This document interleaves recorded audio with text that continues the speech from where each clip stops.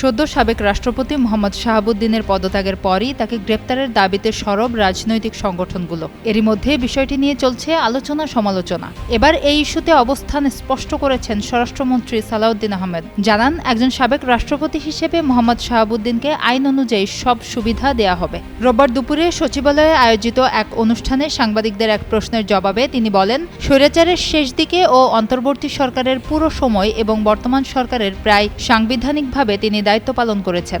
বিধিবিধান অনুযায়ী তিনি এই দায়িত্ব পালন করেছেন। বর্তমান সরকারও রাষ্ট্রপতির সহযোগিতা পেয়েছে। সেই সময়টাই সংবিধান অনুসারে তিনি প্রিভিলেজড ছিলেন। তার বিরুদ্ধে ফৌজদারি অপরাধ কিংবা এ বিষয়ে আদালতে কোনো মামলা করা যায় না। এর বহির্ভূত কোনো সময়ে যদি কেউ কোনো বক্তব্য দিয়ে থাকে, সেটিতে তাদের স্বাধীনতা আছে। তবে আমলে নেয়ার মতো কোনো বিষয় এখানে সরকার দেখেনি।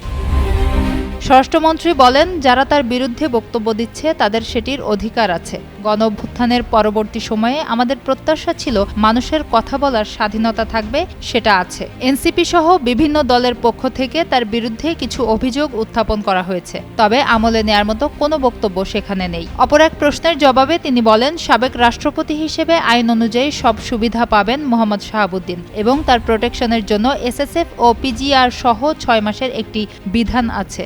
এছাড়াও পুলিশ ও অন্যান্য সংস্থা থেকে তার নিরাপত্তার ব্যবস্থা গ্রহণ করা হবে। আইন অনুযায়ী যেসব সুবিধা রয়েছে তার সব সুবিধা তিনি পাবেন।